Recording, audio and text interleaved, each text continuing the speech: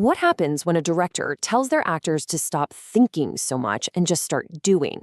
It sounds kind of backward, right? But it actually sparked a massive revolution in theater, one that moved the very center of creativity away from the brain and down into the body. So let's dive into this huge shift, this move away from pure intellectual analysis and into a much more physical, gut-level way of making theater. So, the big problem these directors were trying to solve was exactly this, the fog of intellectual analysis.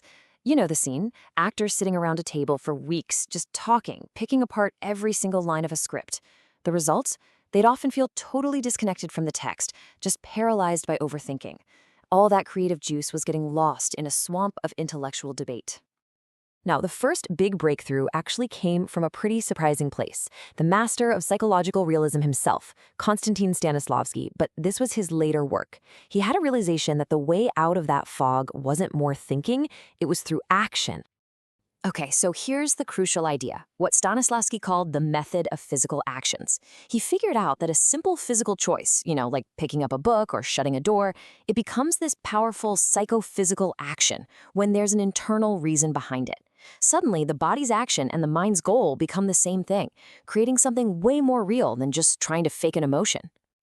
And to make a huge, intimidating script feel less daunting, Stanislavsky used this just brilliant metaphor.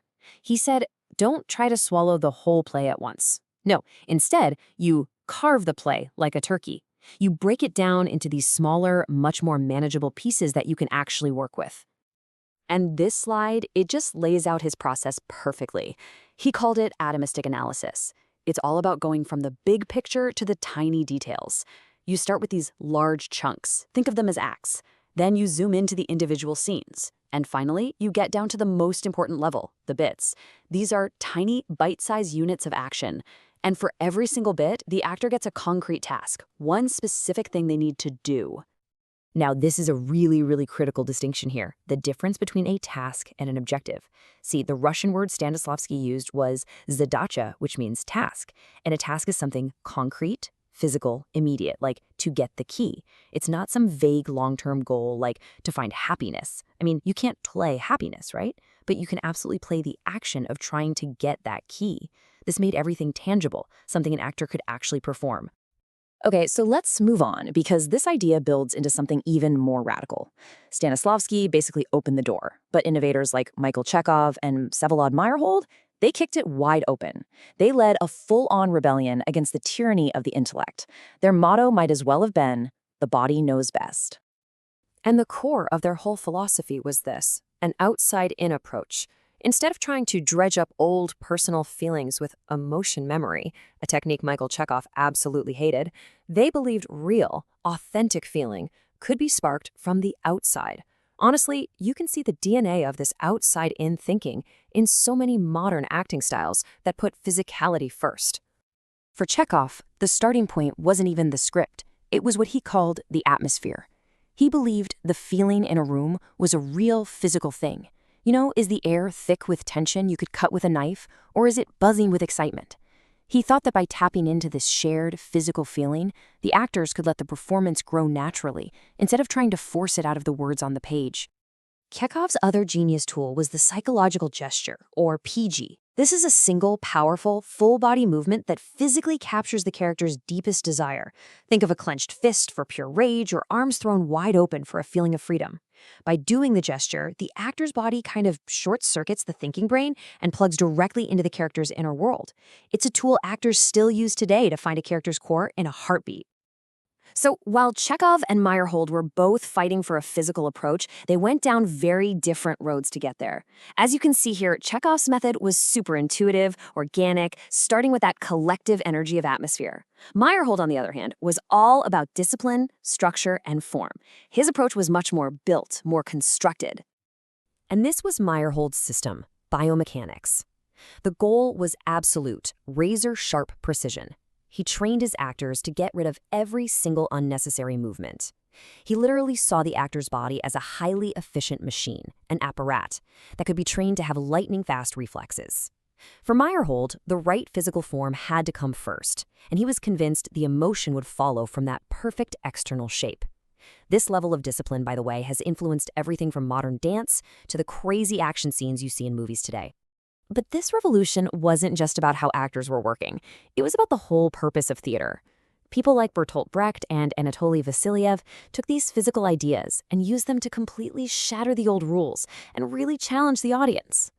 Brecht's most famous weapon was the Verfremdungseffekt, or V-effect. Now, it's often called the alienation effect, but a much better way to think of it is making the familiar seem strange. See, Brecht did not want the audience to just get lost in the story and cry along with the characters. No way. He wanted to jolt them out of that comfort zone so they would think critically about what they were watching. So the whole point of the V-effect was to smash the illusion. Brecht was constantly reminding you, hey, you're in a theater watching a play. Instead of getting sucked into one character's feelings, he wanted you to see the big social forces at work behind the story.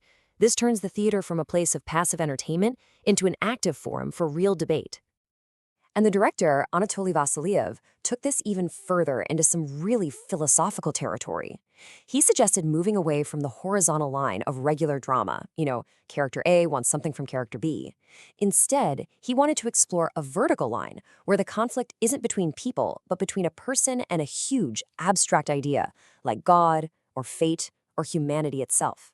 This completely changes the goal from making you feel empathy to making you wrestle with these huge questions. So, after all that, what does this actually mean for the role of the director?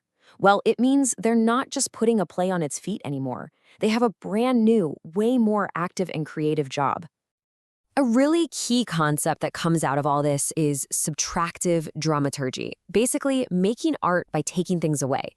Instead of piling on more and more detail, the director purposely sets limits and restrictions. This creates a sort of creative earthquake that shatters old habits and forces everyone, the actors and the audience, to find new, unexpected meanings. Ultimately, this whole movement completely redefines the job. The director is no longer just an interpreter of a script, not just someone making sure that actors say the lines right and don't trip over the sofa. They become an architect of experience. Their job is to actively build a unique event in time and space for an audience. They design the entire journey, what you see, what you hear, what you think, using the actors' bodies, the space, and the text as their building blocks. And this just nails the final result perfectly. The theater is transformed. It's not just a place for telling stories anymore. It becomes a laboratory where the director is like a researcher, running experiments on what it means to be human. And that impulse is still pushing the boundaries of storytelling today. Which, of course, leaves us with a pretty fascinating question. This whole physical revolution completely rewired performance in the 20th century, and we're still feeling its effects in how stories are told today. So if the stage really is a laboratory for exploring humanity, what's the next big discovery going to be?